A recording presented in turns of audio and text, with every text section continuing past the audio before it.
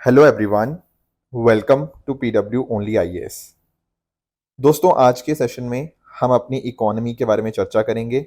पिछले एक वीक के अंदर इकोनॉमी में क्या क्या चीज़ें न्यूज़ में रही हैं, उनको हम आज के सेशन में समझने की कोशिश करेंगे। जैसे फॉर एग्जांपल हम गिनी कोएफिशिएंट को अंडरस्टैंड करेंगे, नेशनल ओवरसीज स्कॉलरशिप स्कीम को अंडरस्टैंड करेंगे एंड साथ ही साथ फ्लिपकार्ट एंड एनबीएफसी, ये क्या मुद्दा है, हम इनको भी यहाँ पे आज के सेशन में समझ लेंगे। स्टार्ट करने से पहले मैं आपको बता दूं कि अगर आपको इस सेशन की पीडीएफ चाहिए तो आप मेरे Telegram channel Rishabh Sharma sir PW यहाँ पर जाकर इसकी पीडीएफ को डाउनलोड कर सकते हैं। चलिए स्टार्ट करते हैं। सबसे पहला जो टॉपिक हमें डिस्कस करना है वो वर्ल्ड बैंक गिनी इंडेक्स के बारे में है। सबसे पहले मैं आप लोगों को ना स्टैटिक पोर्शन से ये लॉरेंस कर्व के बारे में पता होना चाहिए। दोस्तों, जब हम बात करते हैं ना लॉरेंस कर्व की, तो दरअसल में ये जो कर्व थी ये मैक्स लॉरेंस के द्वारा दी गई थी, जिन्होंने ये कोशिश करी कि दुनिया में कितनी इनइक्वालिटी है उसको फाइंड आउट करने के लिए। अब एक्चुअली पता क्या होता है, यहाँ पर आप अंडरस्टैंड करिएगा, एक्स एक्सिस पे होता है cumulative share of people from lowest to highest income and यहाँ पर वाई एक्सिस के ऊपर cumulative share of income earn हो जाता है। मैं आपको समझाता हूँ। जैसे फॉर एग्जाम्पल आप ना एक टाइम के लिए ये लाइन अज्यूम करिए, ठीक है, ये वाली जो लाइन आपके सामने है, ठीक है, इस तरह से ये लाइन आपको सामने देखने को मिल रही होगी, ठीक है। अब एक्स एक्सिस पे ना इस तरह से होता है, लेट्स से ये 0 से स्टार्ट हुआ, यहाँ 10, यहाँ 20, यहाँ 30 एंड इस तरह से यहाँ तक आपका 100%। उसी तरह से वाई एक्सिस के कॉन्टेक्स्ट में यहाँ 0, सॉरी यहाँ 10, यहाँ 20, यहाँ 30, इस तरह से so on and so fourth, यहाँ तक ऊपर जाके 90, 100 इस तरह से। अब मान लेते हैं यहाँ पर कोई पॉइंट है, लेट्स से यहाँ पर मैंने एक पॉइंट लिया। अब एक्चुअली ना यहाँ पर आप नोटिस कर पाओगे वाई एक्सिस पे 20 के सामने है और सिमिलरली एक्स एक्सिस के ऊपर भी 20 के सामने है। इसका मतलब पता क्या है ये वाले पॉइंट का? इस पॉइंट का मीनिंग ये है कि 20% लोग, ठीक है, वाई एक्सिस पे क्या था, लोग, एंड सॉरी एक्स एक्सिस पे क्या था, लोग, और वाई एक्सिस पे क्या था, इनकम। तो इसका मीनिंग ये है कि 20% लोग 20% इनकम अर्न कर रहे हैं। उसी तरह से मान लो इस लाइन के ऊपर कोई और पॉइंट आप उठाएंगे तो ये क्या दिखाएगा कि 50% लोग 50% इनकम अर्न कर रहे हैं। Are you getting my point? तो एक्चुअल में ना ये जो लाइन आपकी है, this is also known as the line of equality, ठीक है। यहां पर ये ऐसी लाइन है जहां सब बराबर है, ठीक है। अब अंडरस्टैंड ये करना, जितना मैं इस कर्व को इधर वाली साइड लेके जाऊंगा, जैसे मैंने ये ड्रॉ किया, उतनी ही ज्यादा देश में इनइक्वालिटी ज्यादा होगी। जितना हम इस लाइन के पास होंगे, ये जो लाइन है लाइन ऑफ इक्वालिटी के, उतना ही हम ज्यादा इक्वालिटी उस देश में देखने को मिलेंगे एंड जितना इससे दूर ज्यादा जाते रहेंगे उतनी ज्यादा देश में इनइक्वालिटी हमें देखने को मिलती है, ठीक है। तो लॉरेंस कर्व तो इस तरह से हो गया। बट एक चीज आपको ध्यान में रखनी है कि let's say this is the line of equality और ये आपकी कर्व रही। अब कर्व्स और लाइन ऑफ इक्वालिटी के बीच का जो एरिया होता है ना, उसको हम ए बोलते हैं, बाकी का जो बच गया एरिया उसको हम बोल देंगे बी। फिर इसी के बेसिस के ऊपर हम निकालने की कोशिश करते हैं a divided by a plus b की वैल्यू। आप समझना इस बात को।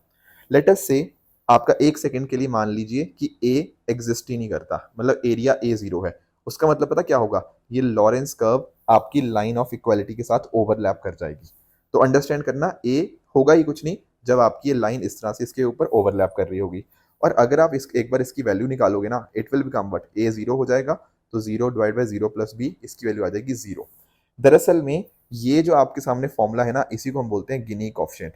एंड गिनी कोएफिशिएंट की जब वैल्यू 0 आती है ना, इसका मतलब ये है कि उस देश में क्या है, परफेक्ट इक्वालिटी। क्योंकि जब हमने ए की वैल्यू 0 करी तो अकॉर्डिंगली वो परफेक्ट इक्वालिटी वाली लाइन के साथ यहाँ पे ओवरलैप कर गया। एक दूसरा केस मैं आपको बताता हूँ, सेम इसी की आप वैल्यू निकालना, अज्यूमिंग दैट बी इज 0।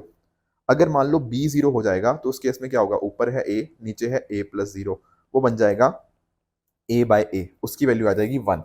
अब इसका मीनिंग पता क्या होगा, अगर बी की वैल्यू 0 है, इसका मतलब है आपकी कर्व कुछ इस तरह से बनेगी, इस तरह से। इसका मतलब एक ही इंसान के पास सारा पैसा है, बाकी किसी के पास कुछ है ही नहीं। तो एक्चुअल में ना जब आपकी गिनी कोएफिशिएंट की वैल्यू 1 आती है, इसका मतलब है देश में परफेक्ट इनइक्वालिटी है। तो ये है आपका गिनी कोएफिशिएंट का मीनिंग। गिनी कोएफिशिएंट की वैल्यू 0 से लेकर 1 के बीच में होती है। जितना 0 की तरफ उतनी ज्यादा इक्वालिटी, जितना 1 की तरफ उतनी ज्यादा इनइक्वालिटी। ये बात आपको पता होना चाहिए। तो गिनी कोएफिशिएंट तो ऐसे निकाल लिया। उसी तरह से एक होता है गिनी इंडेक्स।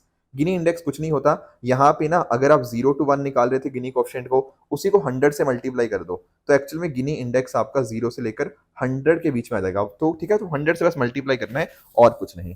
अभी हुआ पता क्या, वर्ल्ड बैंक के द्वारा भारत का गिनी इंडेक्स निकाला गया एंड भारत का गिनी इंडेक्स निकल के आया 25.5। और ये भारत के लिए एक अच्छी बात है। रीजन बीइंग कि हमारा स्कोर कम है ना यहाँ पे, और स्कोर कम होना मतलब देश में इक्वालिटी ज्यादा होना। अब बाकी देशों की तुलना में अगर आप नोटिस करोगे तो भारत में इक्वालिटी ज्यादा देखने को मिल रही है।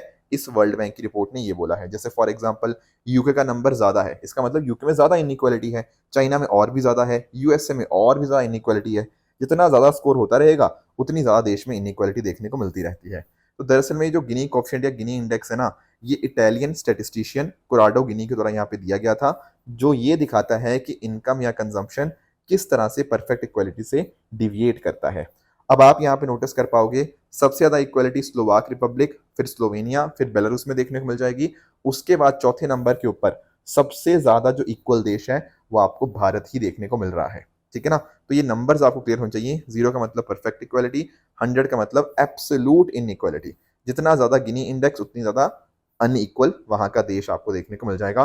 और कैसे निकालते हैं? लॉरेंस कर्व के माध्यम से। ठीक है। तो मैंने आपको बता दिया कि भारत फोर्थ ग्लोबली है, पर अगर हम G7 या G20 देशों की बात करें वहां पर इंडिया सबसे ज्यादा इक्वल देश आपको देखने को मिल जाएगा। बाकी इसके अलावा अगर हम बात करें, इस तरह से टोटल 167 कंट्रीज को यहाँ पे वर्ल्ड बैंक ने असेस करने की कोशिश करी, जिसके माध्यम से उन्होंने ये नोटिस किया कि भारत मॉडरेटली लो इनइक्वालिटी कैटेगरी में आता है। और सबसे जो ज्यादा है वो है लो इनइक्वालिटी, सेकेंड कैटेगरी है मॉडरेटली लो इनइक्वालिटी, भारत उस कैटेगरी में आपको देखने को मिल जाएगा। केवल 30 ऐसे देश हैं जो मॉडरेटली लो इनइक्वालिटी ग्रुप के अंदर आपको देखने को मिलेंगे। और ये भारत के लिए अच्छी बात है कि भारत के वेलफेयर सिस्टम्स ने काफी अच्छा काम किया है in order to provide benefits to the poor section of the people. Bharat ने लगभग 17 करोड़ लोगों को एक्सट्रीम पॉवर्टी से बाहर निकाला है, ऐसा वर्ल्ड बैंक का अनुमान है। एंड वही नंबर्स हमें कहीं ना कहीं गिनी इंडेक्स के अंदर रिफ्लेक्ट होते हुए देखने को मिल जाएंगे। क्लियर हुआ? तो ये स्टैटिक पोर्शन पर्सपेक्टिव ज्यादा इंपॉर्टेंट था कि गिनी कोएफिशिएंट क्या है, गिनी इंडेक्स क्या है। आई होप हमने वो चीजें अच्छे से अंडरस्टैंड कर ली है। नेक्स्ट आते हैं दूसरे टॉपिक पे। Flipkart secures NBFC licence from RBI. देखो सबसे पहली चीज तो ना आप लोगों को डिफरेंस पता होना चाहिए between an NBFC and a bank. देखो आप लोगों ने ना कई बार जैसे आपने बजाज फाइनेंस लिमिटेड के बारे में सुना होगा, राइट। अब इसके अलावा आपने मन्नापुरम गोल्ड लोन के बारे में सुना होगा, ठीक है, मुथूट फाइनेंस के बारे में सुना होगा। ऐसे बहुत सारी आपकी और कंपनीज आपको देखने को मिल जाएंगी। अब देखो काम तो ये भी सिमिलर करती हैं, जैसे फॉर एग्जांपल ये लोन्स वगैरह लोगों को प्रोवाइड करती हैं, पर आपको अंडरस्टैंड ये करना होगा कि ये बैंक नहीं है। These are not banks. काम सिमिलर है बैंकों जैसा, पर बैंक नहीं है। अब पॉइंट ये आता है कि सर इनमें ऐसी क्या चीजें हैं जो बैंकों से डिफरेंट होती हैं। देखो 4-5 डिफरेंसेस आपको पता होने चाहिए एंड वहीं से यूपीएससी का क्वेश्चन बनता है। जैसे फॉर एग्जाम्पल, क्या आप बैंक में डिपॉजिट करवा सकते हो? हाँ जी बिल्कुल। जैसे फॉर एग्जाम्पल हम बैंक में डिमांड डिपॉजिट करा सकते हैं, जैसे फॉर एग्जांपल आपका करंट अकाउंट, सेविंग अकाउंट या बैंक में खुलवा सकते हो। और ऑब्वियसली टाइम डिपॉजिट भी करवा सकते हो, पर ये demand deposit is not possible in case of NBFC. दूसरी बात आपको ध्यान रखनी है कि बैंकों के अंदर आप अगर पैसा रखते हो ना तो आपका 5 लाख रुपया इंश्योर्ड होता है। ठीक है। अमाउंट अप टू ₹5 लाख पर डिपॉजिटर इज इंश्योर्ड। अगर बैंक डूब भी जाएगा ना तो कोई घबराने वाली बात नहीं है, आपका 5 लाख का इंश्योरेंस हो रखा है, आपको पैसा मिल जाएगा। पर ऐसा इंश्योरेंस आपको एनबीएफसी के केस में नहीं देखने को मिलता। दरअसल में जो इंश्योरेंस होता है ना, इसके लिए रिस्पॉन्सिबल है deposit insurance credit guarantee corporation, जो कि आरबीआई की होली ओन्ड सब्सिडरी है। तो बैंकों केस में एप्लीकेबल है। प्लस बैंक आपके आरटीजीएस, नेफ्ट, आईएमपीएस इस तरह की चीजें सपोर्ट करते हैं। And that is why banks जो होते हैं वो पेमेंट एंड सेटलमेंट सिस्टम का पार्ट बनते हैं, right.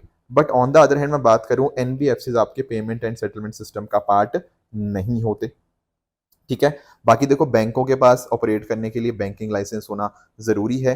Where as on the other hand जब मैं बात करता हूं एनबीएफसी की, तो एनबीएफसी के पास बैंकिंग लाइसेंस आपका नहीं देखने को मिलता। तो ये कुछ ऐसे प्रोविजंस हैं जो आपको कहीं ना कहीं इनके डिफरेंसेस के कॉन्टेक्स्ट में आपको बहुत अच्छे से क्लियर होने चाहिए। अब अभी रिसेंटली ये क्यों न्यूज में आया है? न्यूज में इसीलिए आया है क्योंकि जो फ्लिपकार्ट है ना, वो इंडिया की बिगेस्ट ई कॉमर्स कंपनी आपको देखने को मिलेगी। उसने यहाँ पे आरबीआई से ना लाइसेंस उसको मिल गया है, लेंडिंग लाइसेंस। मतलब फ्लिपकार्ट अब एक एनबीएफसी की तरह भी काम करेगा। अब आप में से कुछ लोग सोच रहे होंगे सर फ्लिपकार्ट तो पहले भी कुछ लोन वगैरह देता था। देखो एक्चुअली ना वो बाकियों के साथ टाई अप करके देता था, पहले खुद नहीं देता था। ठीक है, उनके टाई अप्स वगैरह होते थे। जैसे फॉर एग्जांपल किसी और एनबीएफसी के साथ टाई अप कर लिया, पर अब क्योंकि इसको एनबीएफसी के थ्रू अब ये खुद एनबीएफसी बन चुका है, तो ये खुद एनबीएफसी की तरह यहाँ पे लोन दे पाएगा आपका जो फ्लिपकार्ट है। ठीक है, तो बाकी आप ध्यान में रखिएगा, इनको रेगुलेट कौन करेगा? रिजर्व बैंक ऑफ इंडिया ही करेगा अंडर द आरबीआई एक्ट, जो डेफिनेटली इंश्योर करेगा किस तरह से। बाकी ये पेमेंट एंड सेटलमेंट सिस्टम का पार्ट नहीं होते, जैसे मैंने आपको बताया, और ये चेक्स नहीं इशू कर सकते ड्रॉन ऑन इटसेल्फ। इसके अलावा ये पहला बड़ा ई कॉमर्स प्लेयर है जिसको एनबीएफसी का यहाँ पे लाइसेंस आपको देखने को मिलेगा, तो डायरेक्टली अब यहाँ पे लोगों को ये लोन दे पाएंगे। ये कुछ डिफरेंसेस हैं जो आपको यहाँ पे बहुत अच्छे से यहाँ पे क्लियर होने चाहिए। एक और टॉपिक जो हमें समझना है वो है आपका with regards to national overseas scholarship scheme. थोड़ा इसको भी अंडरस्टैंड कर लेते हैं। देखो, एक्चुअल में अगर मैं आपको बात करूँ ना, जैसे फॉर एग्जांपल कुछ हमारे यहाँ पे युवा होंगे, बच्चे होंगे जो कहीं ना कहीं पढ़ना चाहते हैं फॉरेन यूनिवर्सिटीज़ के अंदर, पर दिक्कत पता क्या आती है? फॉरेन यूनिवर्सिटी अपने आप में काफ़ी ज़्यादा महंगी होती है, और ये बच्चे मेरिटोरियस बच्चे होते हैं। जैसे फॉर एग्जांपल कुछ शेड्यूल कास्ट के बच्चे होंगे, डी नोटिफाइड ट्राइब्स के बच्चे होंगे, ठीक है ना, सेमी नोमैडिक या नोमैडिक ट्राइब्स हो गया, landless agriculture labourers, traditional artisan families, ये सब कहीं ना कहीं जो बच्चे होते हैं इनको एलिजिबल किया जाता है ताकि वो विदेशी इंस्टीट्यूट्स में जाके अच्छे से अपने मास्टर्स को, अपने पीएचडी प्रोग्राम्स को अच्छे से कर पाएं। ठीक है ना, तो सरकार यहाँ पे उनकी मदद करती है, सरकार उनको यहाँ पे बेनिफिट देती है सोशल एम्पावरमेंट के लिए एंड इकोनॉमिकली इन उनको इंक्लूड करने के लिए, ताकि जो मार्जिनलाइज्ड कम्युनिटीज के स्टूडेंट है ना, वो भी अपना डॉक्टरल स्टडीज और पोस्ट ग्रेजुएट स्टडीज अपनी फॉरेन यूनिवर्सिटी से अच्छे से पढ़ पाएं। तो ये जो अपनी मिनिस्ट्री है, that is ministry of social justice and empowerment, उसकी जिम्मेदारी बनती है नेशनल ओवरसीज स्कॉलरशिप स्कीम को रन करना। साथ ही साथ यहाँ पर वुमेन एम्पावरमेंट का एंगल भी है, क्योंकि जो भी आपके अवार्ड्स दिए जाते हैं उनमें से 30% अवार्ड्स हर साल वुमेन कैंडिडेट को आपको यहाँ पे देखते हुए मिल जाएंगे। तो वुमेन कैंडिडेट्स का यहाँ पे खास ध्यान यहाँ पे रखा जा रहा है इन पर्टिकुलर मार्जिनलाइज्ड कम्युनिटीज से।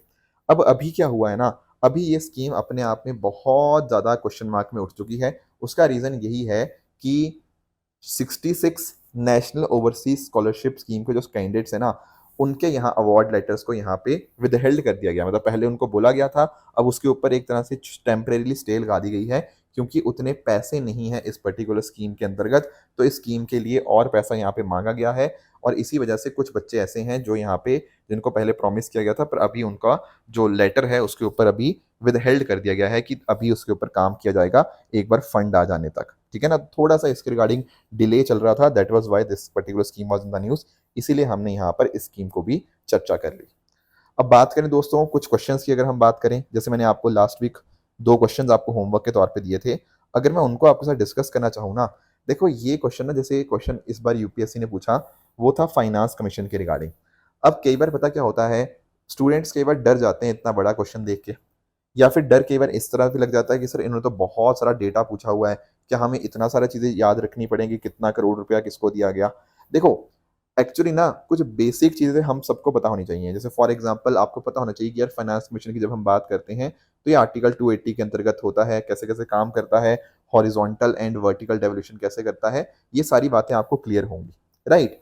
और जब आपने पढ़ा होगा ना कि एक्चुअल में कितना रिकमेंडेशन किया है एज वर्टिकल डेवोल्यूशन, एक्चुअली ना पहले वो 32% हुआ करता था, फिर उसको बढ़ाकर 42% किया गया था 14th फाइनेंस कमीशन समय, और अभी इसको रिसेंटली, मतलब पिछले जो लास्ट था उसमें इसको 41% किया गया था। ये 1% क्यों कम किया गया था? क्योंकि यहाँ पर जम्मू कश्मीर आपकी एक यूनियन टेरिटरी बन चुकी थी, तो उस वजह से 1% यहाँ पे कम किया गया था। तो एडजस्टमेंट ये जो किया जाता है ना, ये नंबर्स अपने आप में बहुत बहुत ज़्यादा इंपॉर्टेंट हो जाते हैं। तो ये बातें आई थिंक सारे बच्चे जो कहीं ना कहीं करंट अफेयर्स रेगुलरली फॉलो करते हैं ना, उन सबको पता होता है कि जो आपका डिविजिबल पूल ऑफ टैक्सेस है उसका इतना परसेंटेज, यानी कि अभी 41% ऐसा होगा जो स्टेट्स के साथ शेयर किया जाएगा। तो ये जो इसने बात कही ना यहाँ पे कि 45% शेयर करना है, नहीं, ये अपने आप में डेफिनेटली रॉन्ग स्टेटमेंट है। ये डेफिनेटली सब बच्चों को पता होनी चाहिए अगर आप अच्छे से तैयारी कर रहे हैं। प्लस 16th फाइनेंस कमीशन के बारे में भी आजकल चर्चा चल रही है। स्टेट्स जो हैं वो चाहती हैं कि आगे जाके इसको 50% किया जाए, राइट, पर अभी ये 45% नहीं है, दिस इज 41%। तो आप ना यहाँ पे अंडरस्टैंड करना इलिमिनेशन टेक्निक की इंपॉर्टेंस। यहाँ पर आपको क्लियरली पता होता कि यार सेकंड गलत है ना, तो आप अपने आंसर तक क्लियरली यहाँ पे पहुंच जाते। तो थोड़ा सा ऐसे क्वेश्चन में देख के डरना नहीं है, लॉजिक देखो। यस डेफिनेटली टैक्स एफर्ट को यहाँ पे, बाकी चीज़ें तो बिल्कुल ठीक है, इनको इंट्रोड्यूस किया गया था, तो rest all the statements are correct, but UPSC आपसे एक्सपेक्ट करता है सेकंड स्टेटमेंट के बारे में जानना, ठीक है, कि वो गलत है। एक और स्टेटमेंट या एक और क्वेश्चन मैंने आपको दिया था, वो था with regards to circular economy. देखो सर्कुलर इकोनॉमी का आपको मीनिंग बहुत अच्छे से क्लियर होना चाहिए। एक तो होती है आपकी लीनियर इकोनॉमी। लीनियर इकोनॉमी इस तरह से वर्क करती है कि आपने कोई चीज़ ली, उसका रॉ मटेरियल लिया, उसको बनाया, उसको फेंक दिया, बात खत्म। वहीं पे वो सिस्टम खत्म हो गया।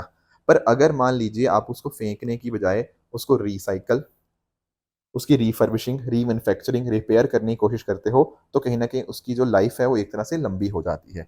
इसी को हम बोलते हैं सर्कुलर इकोनॉमी, या इवन जो वेस्ट टू वेल्थ का कॉन्सेप्ट है, वो यहाँ पर भी आपको एप्लीकेबल होता हुआ देखने को मिल जाएगा।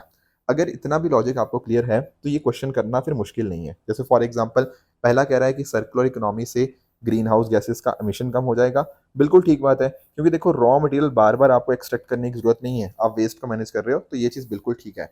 सेकंड कह रहा है कि सर्कुलर इकोनॉमी रॉ मटेरियल्स का जो यूसेज है एज़ इनपुट्स उसको कम कर देता है। बिल्कुल, ये मैंने अभी आपको बताया, और साथ-साथ वेस्टेज भी कम हो जाता है। तो इसमें तो आई थिंक कोई डाउट होना नहीं चाहिए कि तीनों की तीनों स्टेटमेंट्स करेक्ट हैं। अब दिक्कत पता है स्टूडेंट्स को कहाँ पे आ सकती है? ए और बी में चूज़ करने में दिक्कत आ सकती है कि क्या इनमें से कौन सी स्टेटमेंट ऐसी है जो स्टेटमेंट 1 को एक्सप्लेन कर रही है। देखो जब भी एक्सप्लेनेशन वाले क्वेश्चन आए आप इसमें बिकॉज़ लगा लिया करो। जैसे मैं अगर यहाँ पे स्टेटमेंट पढूँ, circular economy reduces the emission of greenhouse gases because it reduces the use of raw material as input. बिल्कुल सेंस बना रही है।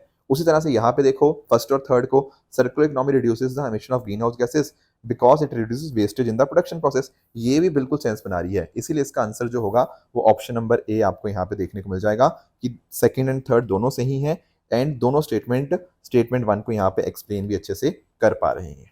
ठीक है?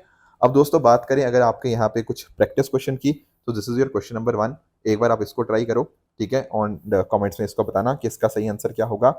एंड सेकंडली यहाँ पर आपके सामने क्वेश्चन नंबर 2 है, आप इसको भी पढ़ना एंड इसका भी आंसर मुझे कमेंट्स में बताना कि आपके हिसाब से इसका सही जवाब क्या होना चाहिए। राइट दोस्तों? तो ये थी हमारी आज की डिस्कशन। पीडीएफ आपको इस टेलीग्राम चैनल पे इसकी मिल जाएगी। तो इसी तरह से आप सब लोग अपने एंड पे हार्ड वर्क करते रहिए। Thank you so much for joining. All the very best. Thank you so much.